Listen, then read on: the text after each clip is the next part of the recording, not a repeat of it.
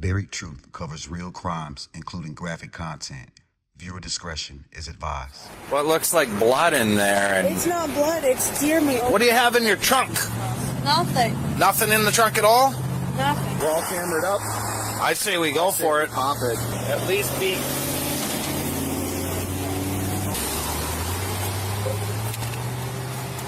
Whoa. On May 20th, 2022, Minnesota police stopped a vehicle driving without a rim, its windows shattered, and suspicious items visible inside.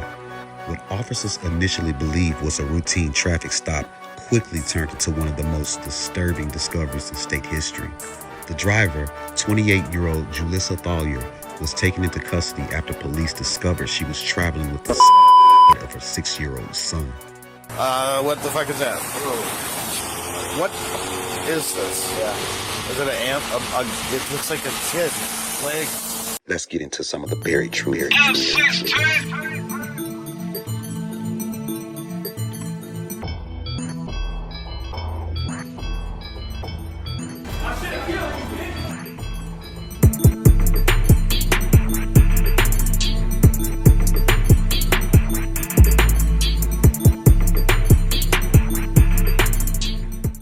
Began as a routine traffic stop for a missing front tire, quickly raised concern when Wisconsin officers observed blood on the driver's hand and shotgun shells inside the vehicle.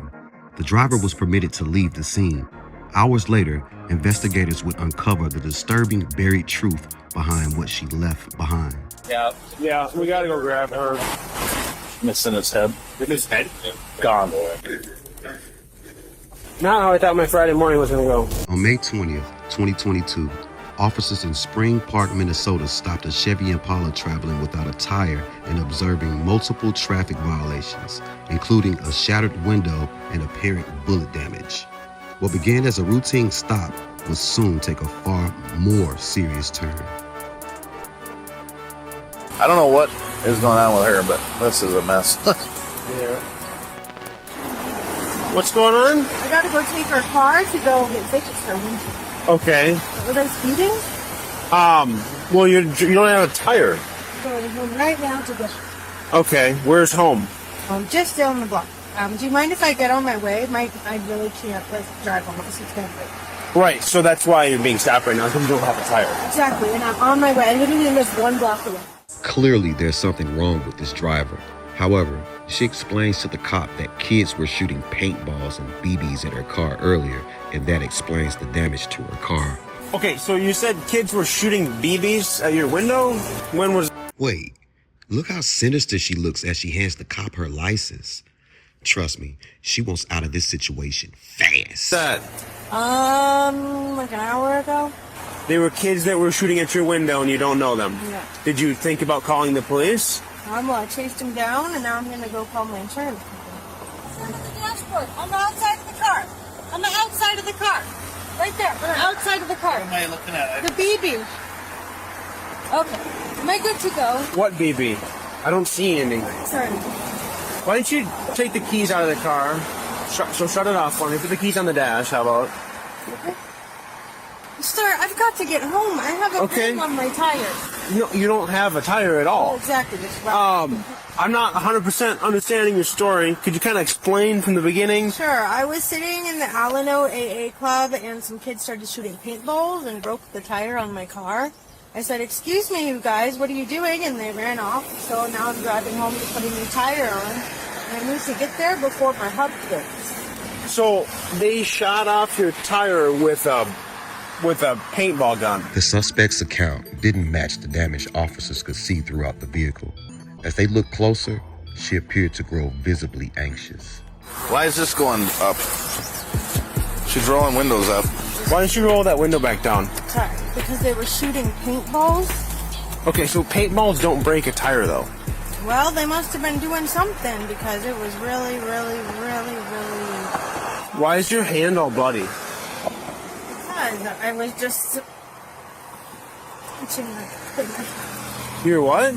I'm really having a funeral issue. Okay. Let's just get her out. Yeah, why don't you step out of the car? Whoa. Why do you need my car? Why don't you step out of the car for me? Step out. We're gonna go around over here behind your car. Okay? So all this happened because kids were shooting BB guns at you. I was meeting with my sponsor and went inside to go potty and like adjust my feminine thing. And then I saw some kids shooting at my at my tire. And I ran out there to go get them. Didn't get a chance to wash my hands or anything. And then, are you trying to search me or something? No, because you have blood, I'm just going to put gloves on. And I don't know where that blood is. It's for my feminine right. Following standard procedure, the officer returned to his patrol car to run the registration, identifying the driver as 28-year-old Julissa Thaler, a resident of a nearby apartment complex.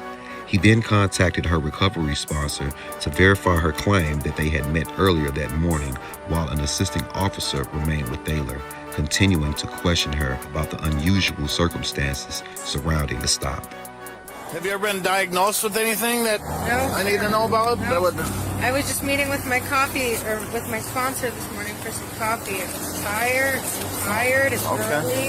And you're not on any drugs? No, sir. Paula forgot to mention that she had a long history of mental health issues.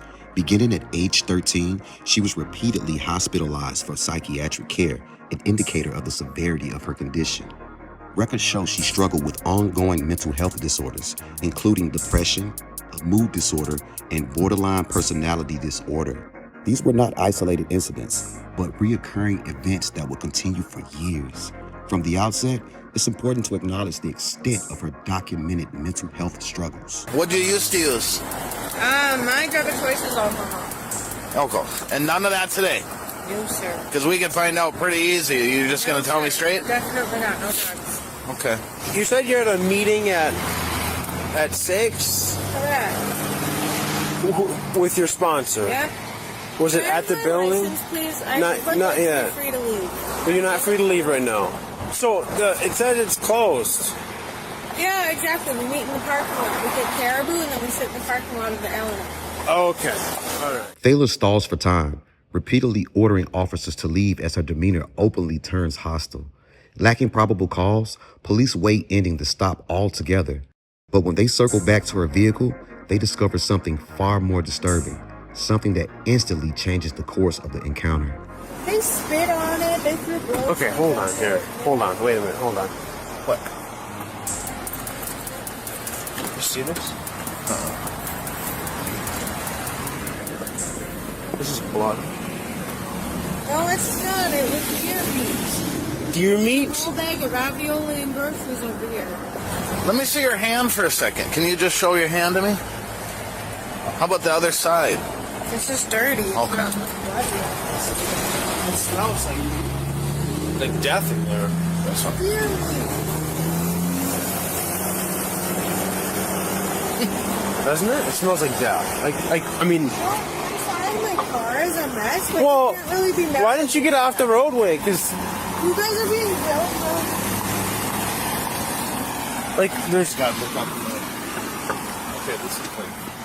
You look up. Officers now notice blood splattered across the roof of the vehicle, with fine spray streaked along the doors and windows, evidence of violent force rather than a simple injury. Paired with the spent shotgun shell cases, shattered glass, and missing tire, a gruesome narrative begins to emerge of what may have taken place inside the car. Yet even as the evidence piles up, Julissa continues offering new explanations, each more strained than the last, for every disturbing detail officers uncover. So what happened in this corner here? Sure, so I had bags of groceries there. I had some deer meat, I had some ravioli cans, I had some veggies, and those people broke my window, so I had to throw all my groceries away. Let's start 06 and just, yeah. There's a lot going on here. That's a lot of blood. Blood? Or something. blood and... So is this what you were talking about right here? That hole, is that from a bullet or? It's from what I'm gonna think.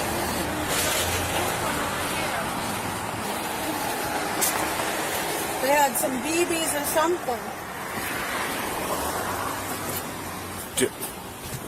Do we want to just put her in the back one of our cars? Probably not a bad idea, yeah. Okay, Yeah. let's do that. What's up? So, we're just gonna have you take a seat in one of our squads. You're not going to go in handcuffs, anything. But given the totality of all this, we're going to try to figure out and make sure Have a broken windshield? Well, did you look up how much blood is in your car? It was deer meat. I had like a half pound of deer meat. Where's the deer now? I threw it out. Why would you want it if it was a full glass? Where did you throw it out? Oh God. Somebody's dumpster in the front yard. Investigators soon locate the dumpster and recover a heavy trash bag soaked through with blood, exactly where Julissa said it would be. But when the bag is open, it becomes immediately clear it does not contain the remains of a deer. Instead, officers are met with something far more horrifying, confirming their worst suspicions. Back at the scene, the Arano County Deputy Chief arrives to determine how the investigation will proceed. Before he can reach the vehicle, Julissa begins talking, rushing to explain herself as the reality of what she's done closes in. So they just pulled it over for a traffic violation. I have a broken windshield and I'm missing a tire because the kids were shooting at my car. I had some groceries, some deer meat, and some lettuce. So I had to remove all those groceries from the car. The deer meat kind of got a little spilled. The lettuce is spilled. There's a paintball in the front of my car. So I just want my tickets and I want to go home. Are you totally missing a rim and tire? Or No, what's the rim deal? is actually about to fall off. The tire is off. If I don't get home now, the rim could snap and I need to put my tire on. Okay, can it be changed here? No, the tire is in my garage and it's literally... Do you know where the Bayview apartments are? It's like 1 block away. Did this just happen About like 6:30-ish or so. this morning? Yeah. Naughty kids shooting paintballs. Will you stay here? I'm just going to look at your tire just to see how it is, okay? The tire is fine. There's just no rim on it. There's no rim on it. Yeah. Like if you were to look at a tire, like it doesn't have a rim, so there's nothing to look at because there's no tire on it. Okay. It's just a rim. Hold out with my partner here, and I'm just going to look at your tire. I just want to see it. Just stay right here, okay? So, this makes me believe her. Paintball? Jesus. Or is that a traffic type? That's the other thing. So she says she's getting hit, but this is what's really throwing her. You can see there's a crap ton of blood. There's blood all over the car. See that? That spray and that. Is that bad? Yeah, smell it. So what is all the blood in there? I'm from deer meat. Deer Big meat? old bag of deer meat. Here, I don't want to stand in the traffic here. What looks like blood in there? And It's not blood, it's deer meat. I have a big bag of, there's a farm around here that does deer meat and hamburgers, so I get fresh bags from them. where are the keys? I have them because I thought Okay. she was going to drive away Okay. from us. Okay. To me, I mean, it looks almost like a bullet went through hit a head because it almost looks like there's some sort of matter on the back of that seat. Right. That's something bigger is going on. For sure. Talk to me about the shotgun shells. Why is one spent, one's not spent? One's for target practice. I don't know, my boyfriend drives the car, but not very well. Your boyfriend drives the car? Yeah. The boyfriend Julissa refers to is 27-year-old Robert Picarano, a man with a documented criminal history that includes domestic violence arrests and repeated run-ins with law enforcement. Investigators learned the two had known each other since high school and reconnected in 2022, coming back together through heavy drug use. As officers piece together the blood, the damage, and Julissa's shifting story, attention begins to turn toward Robert, raising serious questions about his role and what unfolded inside that vehicle. When was the last time he drove the car? 3 weeks ago. 3 weeks ago, and those have been in there since then? Yeah. Where's the actual shotgun? My boyfriend keeps it, I think, at his house. Who's your boyfriend? He definitely does not have a paintball gun. Who's your boyfriend? Um, More about when the car was used by her boyfriend last, or her boyfriend's friends, any of that stuff. She's said nothing as far as that she was aware of. I asked her something, and it seemed to really shake her I said, I'm worried about you. And she said, why? And I said, I feel like you might have seen something you didn't need to see. And she started rocking back and forth, and she wouldn't look at me for about a minute. So, and then I said, well, I'm really here to help, and I want to, make sure you're okay with whatever happened. And then she got really shaky, like rocky. And then I asked her, if anyone got hurt. And she just was rocking away. Given the whole vat of blood around, just the totality, we're going to impound the car. Yep. For a search warrant. She can walk, but we're going to try to get as much information from her on her boyfriend and his friends. Since she said his friends were into stuff that she didn't like. Yes. Yep, and she just said that. I do feel like we could get a really good statement from her if we sat down in a better spot. Yeah. A long one. A real one. Convinced they'll need a search warrant, 2 officers inexplicably decide to honor Julissa's demands and drive her home. In reality, the vehicle was already screaming probable cause: blood, shell cases, shattered glass, and blatant signs of violence. That catastrophic failure to communicate would become one of the most reckless mistakes of the investigation, nearly allowing Julissa to escape accountability altogether. What the fuck is that? Hands up! Get on the ground! Get on the ground! But for now, this extra nice-ass cop is about to drop Julissa off at the crib. Wow.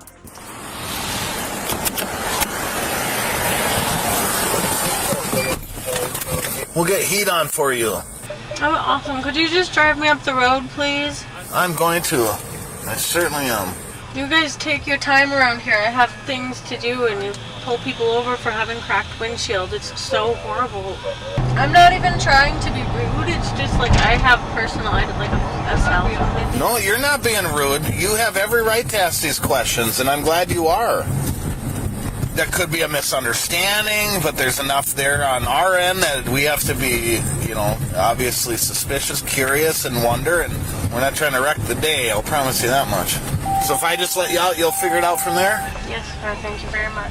All right, I'll be right over there. I gotta let you out, though. That's weird. Thank you. Yeah. Shoes and all are nice. I took it all. I wanted to thank you for your time. When did I get my car back? We'll keep in touch with you, okay? Thank you. As Julissa reaches the apartment building, panic fully sets in. She pounds violently on the glass doors, desperate to get inside and outrun the gravity of what she's just done. Property manager Lindsay Olsen eventually lets her in. Within minutes, Julissa disappears into her apartment, reemerges with 2 bags, and slips out the back exit alongside her boyfriend. The pair vanish unnoticed, heading straight for the freeway. Back at the crime scene, the officer returns after dropping Julissa off. It doesn't take long for the realization to hit. He didn't just make a mistake, he handed her the opportunity to escape.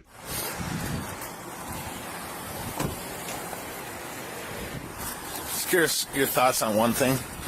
We have not checked the trunk, and I have this terrible feeling about the trunk, and I've had it the whole time.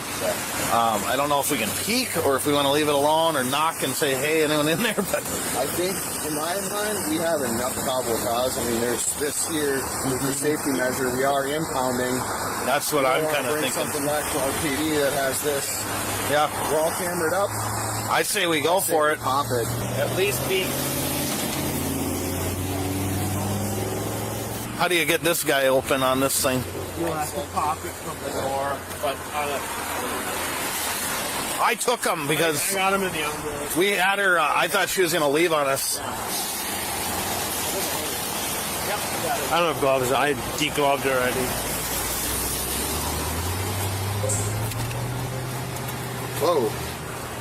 What the fuck is that?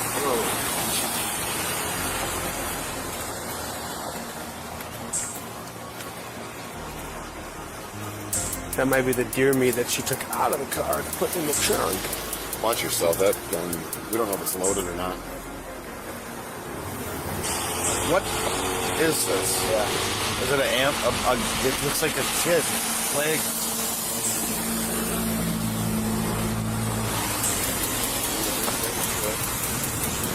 Okay. Oh shit. Hey. We need as many body cams up here as we can, yeah. There's something in this blanket. Watch out, there's a shotgun there, too. Shotgun there. But there's weight to this blanket.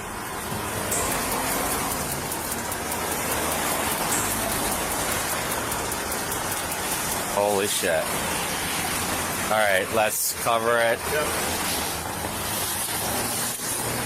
Let's go grab her. Yep. Yeah, we gotta go grab her. Bayview condos. She ran in there, by the way.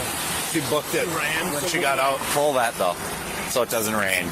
She ran in her apartment. She's not gonna come to the door. We're gonna have to go in and get her. We got a body. So we're going in. I'll work on it. You go with. For her. Let's get crime lab on the Reds. Can we get crime lab on the Reds to stop? The whole time? The whole time. The whole time I thought that was in the back. That's what my gut knew it before. Oh my God. When officers opened the trunk, they found a small body wrapped tightly in a shower towel. It quickly becomes clear the body has been dismembered with multiple parts missing. A heavy silence settles over the scene as officers fight to maintain their composure in the aftermath of what they've just uncovered. With the reality now undeniable, a decision is made to immediately move on Julissa's apartment building. We have to. What? There's a baby, a little kid dead in the back trunk. Like a, I don't know, 6-year-old. How old is the kid in the back? Like 5. Missing his head. His head? Gone. Arm. So did they amputate in the freaking... I think that's the rest of whatever's in the bag. No, but where did they kill him at? Probably at Shell. What Shell? Shell gas station lot. I'm guessing. I don't know. I mean... You think it's the... I have a 40. I got a bunker and a 40. I can take the... I got a bunker. I don't have my body camera with me at all, so 2 people with body cameras Up front. Her boyfriend may be at the apartment, may not be. What's her boyfriend saying? Going to work up on him? No. So her boyfriend and his friends are shady, according to her. The other people. So we don't have any workups on the people inside? No. I think we need it. Personally, I think we don't know if there's any weapons inside. We don't know if there's any other people inside. Or guns or anything. She said nobody's in the apartment, right? That's what she said. Yeah. She said nobody's in the apartment. Do not first give it time, and then we'll see if she comes to the door. So she was driving. She's got blood splatter on her face and hands. There's a bullet hole in the back seat. Was there anyone? Did she say that anyone was with her though? She was avoidant of everything. So it could have been a trigger person. She could be the trigger person, or she. There was a shotgun in the back, in the trunk. There was a spent shotgun shell in the vehicle, and there was a non-spent shell in the driver's side compartment, and then there was a body in the back. Oh, goodness. What do you think? You've been like, that's the sound coming off. I don't mind doing it This this could be way. easily a standout situation. Why are we going in? We should flow search. We should breach the door, go in, hold it, call her out. We just can't, you know what I mean? Like, if we go in, Well, we do have a murder suspect. man. Within 15 minutes, patrol vehicles swarmed the apartment building, unloading nearly a dozen officers armed with bulletproof shields. Julissa is no longer viewed as a confused, disoriented woman. She's now the primary suspect in a brutal homicide, and officers are moving in accordingly. Did you want this bunker, Kyle, or? That's now open range, turn on. 3550, thank you. Turn on main 903.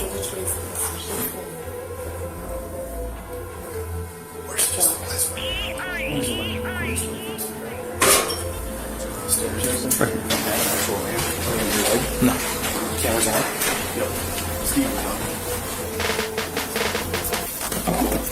Pull 641 if you get a minute, call me.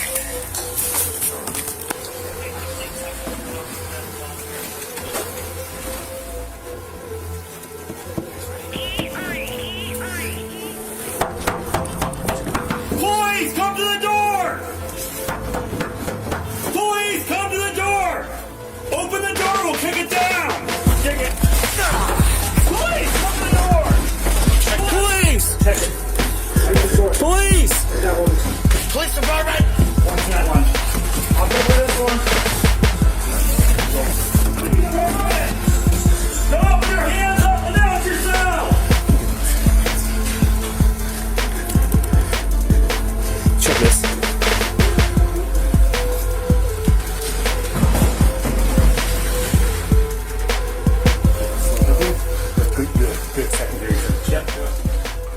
officers clear the last rooms of the apartment, panic sets in.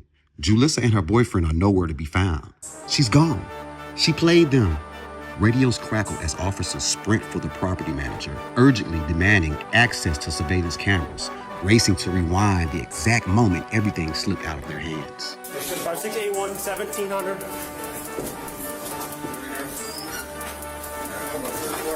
What was she wearing? Really loose, flowery pants, but I think she's changed. Target individual leaving with a male with a large backpack at 8:45 out the rear west door. A patrolling officer spots someone matching the description of the suspect just a short distance away and immediately moves in, seizing on what feels like a near miracle break.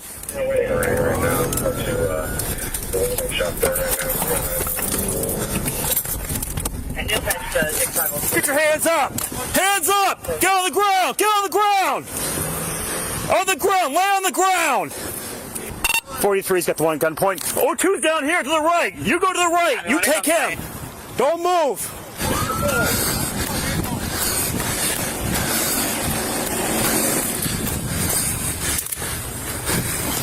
You want to double laugh? I haven't sort of a search yet. What's going on? You're being detained for an investigation. For what? Do you have anything on you that will hurt me? Guns, knives, needles. No. Okay, roll here. My way here. Start setting up. What? Why'd you arrest my boyfriend? We'll talk here in a few minutes. Okay? Okay. Yeah, let's do that. Let's go. We're going to go into water patrol, so we'll bring it over to yours. Okay. What the fuck is going on? Seriously, what the fuck is going on? 940. Well, no, what the fuck is going on? Seriously. You'll be explained to it at the police department. You're being detained right now. For what? Put him in there for now. For what? They ain't walking down the streets. All we're fucking doing. Okay, yeah, if you want to throw him, you can throw him back to my squad. Okay, well, that change is going on. Yeah.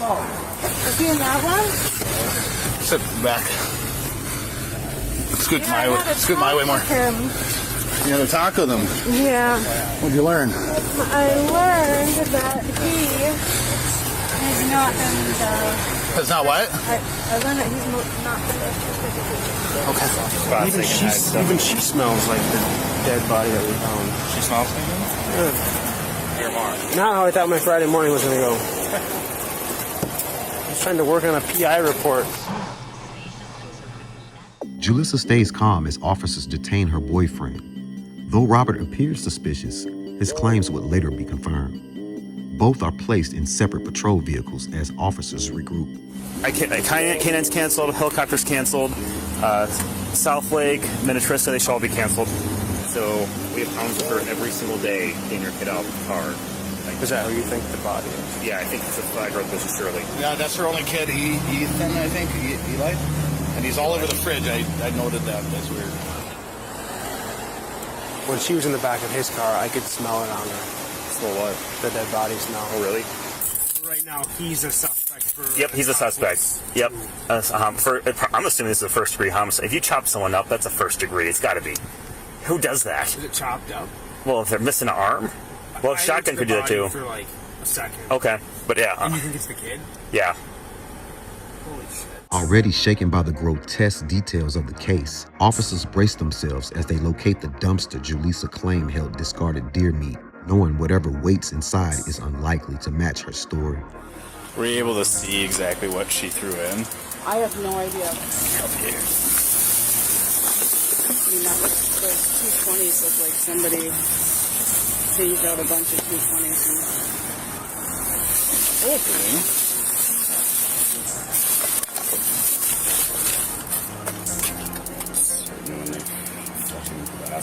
Yeah. I'm so pissed. When the trash bags were brought back to the station, officers were confronted with a scene they would never forget. Inside were shotgun shells, fragments of a human skull, and biological matter that could only be described as brain matter. Tucked among the evidence were the pastel-colored pants Julissa had worn the night before the murder, visibly stained with blood.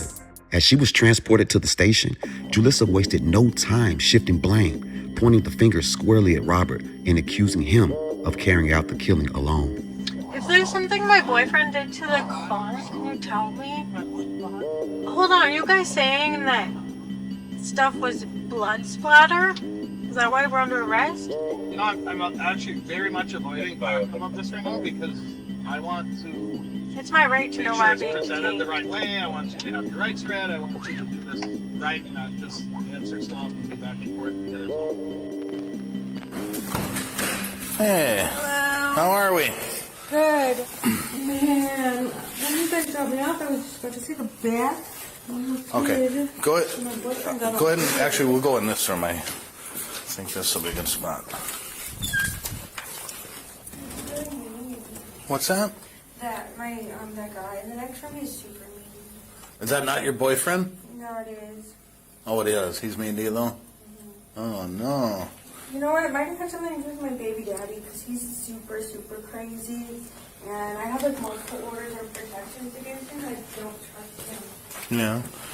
And that's what we're going to do is talk to you about it. As Julissa continued hurling accusations at her boyfriend, officers quietly brought him into the very same holding room. From the adjacent room, Julissa kept talking, unaware that the man she was blaming had just been escorted inside and could hear every word. I'll be right there, okay? Just hang on. Yeah, I just want to share the order of protections with my baby daddy. Yeah, I'll be right there. I didn't do anything wrong. Let's do a Let's shoot. just slide your shoes off. Heel toe. There you go. What do you know now? What? What did you want to do? You were asking me I something. just wanted to speak with you about like why we were arrested again.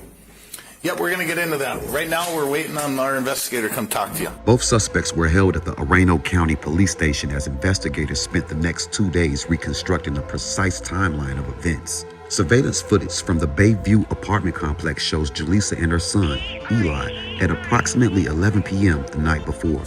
She is seen placing a shotgun into the trunk of her vehicle, securing Eli in his booster seat and leaving the property alone. Several hours later, around 5 a.m., witnesses reported a gray Chevy Impala traveling without a tire. A nearby home security camera captured a family dog reacting as the vehicle's headlights passed by.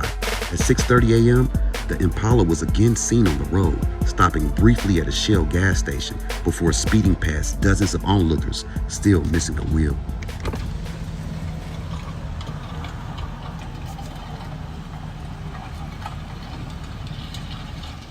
Witnesses watched as Julissa removed blood-soaked trash bags from inside her car and tossed them into a gas station dumpster. Inside those bags were what officers would later identify as brain matter, evidence they would recover shortly afterward. When Julissa appeared again on camera during the traffic stop, she was wearing the same top from the night before, but different pants. A critical detail in the timeline is that Julissa was alone throughout the night and into the early morning hours. Robert does not appear on any surveillance footage until much later, when the couple is seen slipping out the back of the Bayview apartment shortly before their arrest. Still, Robert's suspicious behavior and his attempt to flee with Julissa gave investigators ample reason to believe he may have played a role in the murder. He was taken into the Orlando County Jail and placed in an interview room where detectives prepared to press for a confession. That's why we're here. Yeah, Now the boys can't believe it. It can't be happening. all wrapped up in the same blanket in the trunk of that Impala. I didn't do it. So we're here for Eli. I did not do that. No way. No way. Is that the shotgun you guys would shoot? Can't tell. Well, just look at it. Yeah, you saw it. That's it. Why do you think so? Same color as a barrel. How can you tell? I don't know. Can't tell. About a month before Eli's death, Julissa applied for a permit to purchase a firearm. A week later, she walked into Shakopee Fish and Firearms, surveyed the options, and left empty-handed. On May 19th, just one day before the traffic stop, Julissa and Robert went to All Seasons Sport and purchased a shotgun along with 40 rounds of ammunition. Within hours, the weapon was fired at a local gun range. By the time they returned home that night, the shotgun had already been loaded, tested, and proven functional, less than 24 hours before Eli would be dead. Is this the blanket that she would use? Yeah. What's this cardboard? Is that want you to make shift route. Eli, did you ever see him? Did he have like a school backpack? I don't know. Like you ever see him going to school? You guys dropped him off the one day. Does he have a backpack that he goes to school with? Does he have a lunchbox? I don't know. So that is him wrapped up, dead. So what do you think? I think they killed him. Why do you think that? I don't know. But I know it wasn't me. I was sleeping all night. I put everything in love. I slept all night. No, you just said you think she killed him. But I don't know why. I don't know what for. What was the motive? What's this? What's that? What's it gonna cause? What's it gonna prove? What? I don't know. Can't think it in my head. Unless there was insurance policy money, guarantee there was. You guarantee there was? There could have been, yeah. I didn't think that. No, it wasn't me. I was sleeping all night that night. What are you gonna say when we tell you that? We already told you that. She said you got the shotgun. No, you bought I didn't. No, I didn't. No, I didn't. No, I didn't. I did not. I did not. I did not get the Rob, shotgun. She got it. We're just talking, okay? She got the shotgun, not me. I know, but we kind of already said she's kind of pointing the fingers at other people. What? How can you help yourself? How can you help yourself? How can you prove? I see my phone. I can do something. How can you prove when she says we planned this? He knows all about it. I don't know what you're talking about. What is the plan of what? How can you help yourself get out of that? I'm confused, man. I don't get this shit. In anything that we deal with, when somebody tells us one thing, what do? We investigate it. What plan? What are you talking about? So what Brad is saying is, what proves to us that you didn't do this? Robert is visibly shaken as detectives point the finger at him for Eli's murder. He has nothing concrete to shield himself, no proof strong enough to cut through the suspicion closing in. His safest move would have been silence, a lawyer, a locked jaw, and time for evidence to speak. Instead, he talks, and with every word, he digs deeper, feeding the doubt, tightening the noose, and transforming shock into something that looks dangerously like guilt. Is there anything that you can But I know it wasn't me. It doesn't make sense. I was in bed all night, sleeping in her bed all night. We know that. That door would have let off. The door would have set an alarm off to her phone, let her phone know that so on and so forth that I gave. Hey, Rob, we know that. We know that. Get this. She did something. I don't know what she did. She did something. She killed him. I know she did. How do you know it? I just know she did. I know for a fact she did. How? I know for a fact she did. How? Because I just do. Because what? I just do. I just know. You can't. That's not. She's the only person that had it done it. You can't say I know for a fact. She's the only one that had access to that gun, not me. I didn't know where it was. She put it away in storage or something. She said she did, and she pulled it out the same night that he dies. That's pretty fucked up. When you guys would get done shooting, she would put the gun away somewhere that you didn't know. Yeah. It wouldn't stay in the car. No. It would come into the apartment. Yeah. And then she put it somewhere in the apartment. I don't know where. She was not talking to me for days. She just. When she says he knew that this was going to happen, he knew this was the plan. No, I didn't. How do we prove that though? What plan? What plan? I didn't know nothing. The plan to kill Eli. I didn't know there was a plan. Because she's pointing a lot of fingers at other people. There's 2 people in custody. What? And there's, you and Julissa. Yeah. And let's just say that we were getting 2 completely different stories. So we want to help you if we can. But you gotta work with us. You gotta help us. Why am I in this? It's my brain problem. Okay. No problem. Just hold tight for a second. Fucking brain in this. Robert is adamant he had nothing to do with Eli's death. No surveillance footage places him with Julissa that night. No witnesses, no physical evidence. The only thing tying him to the crime are Julissa's frantic, ever-changing accusations. With nothing solid to hold him on, detectives make one final move. Robert's phone is sent off for analysis. Its data combed for movement patterns that could confirm whether he truly slept through the night of the murder. Just 30 minutes later, investigators turned their full attention to Julissa. She's escorted into an interrogation room where detectives prepare to unravel her story thread by thread. They believe they're about to trap her in a web of contradictions, force the truth into the open. But one critical mistake is made before the questioning even begins. A single misstep that will quietly invalidate everything Julissa says in that room, rendering the entire interrogation unusable at trial. Hi, guys. Hey, Julissa. What did you find out? I don't enjoy being in jail when I'm innocent. You are in custody, just like I did a couple days ago. Anytime I'm talking to somebody who's in custody, I have to read them their Miranda rights. Okay, so I'll do that now. Having each of those rights in mind, do you wish to speak with me right now? I'd prefer a lawyer just because I'm still in here, and I would have assumed that once you guys saw that I was innocent, you would let me out, but I'm still in here. You can take your mask off. It's hard to understand you. Yeah. So because you want a lawyer, I'm not going to ask you any questions in relation to this case. Okay. I'm just going to set some stuff on the table here. Once Julissa invokes her right to an attorney, the law was clear. The interrogation must stop immediately. Investigators may not question her again unless she knowingly and voluntarily reinitiates contact. Julissa never does. Hoping to sidestep this safeguard, the lead detective attempts a workaround silently, placing photographs in front of her, believing the tactic skirts the definition of questioning. But courts have long rejected this logic. Presenting evidence in a way designed to provoke a response is still interrogation. The gamble backfires. Any statements Julissa makes after requesting a lawyer are legally tainted and inadmissible. In trying to outsmart the system, investigators instead ensure that everything she says from that moment forward is excluded from trial, rendering the interrogation legally worthless.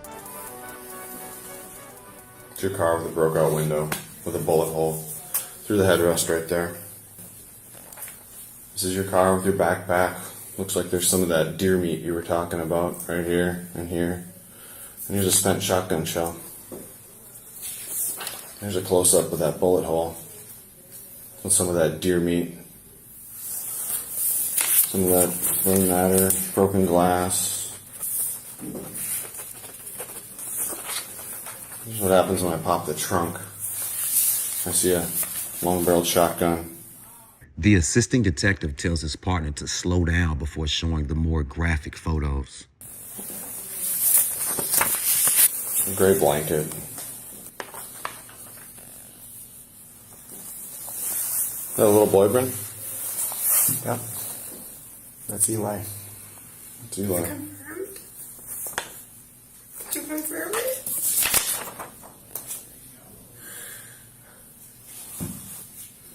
It's Eli in the trunk of your car. He's such a good person. You confirmed it? Are you sure? Are you sure?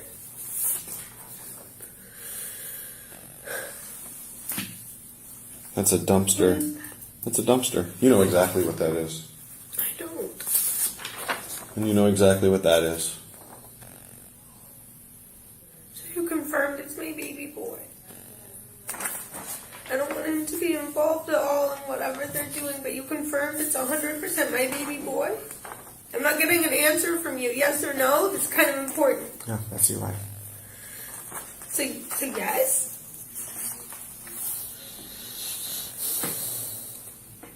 What is that? You tell me. I don't know. You tell me. That's Eli's booster seat from your car.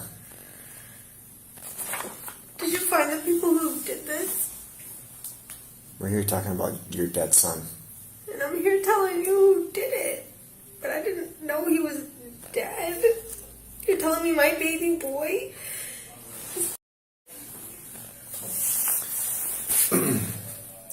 This dumpster is where we recovered a lot of his head, brain, tissue. This is the same dumpster that we have witnesses that saw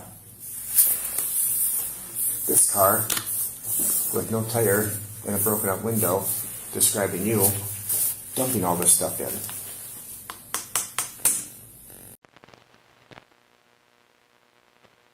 Investigate Eli's death for him. We're here to get answers for him. Because we think the most important person in the world. Because we think he deserves it. He deserves everything he's not actually. Like, how do you know? You know he is. How do you know? You know he is. You're making assumptions. How do you know that I know? I protect my son. You know what I've done to protect my son? How many orders of protection? How many times I've gone to court? How many restraining orders? We're here to find I'm out answers for innocent. Eli. I'm innocent.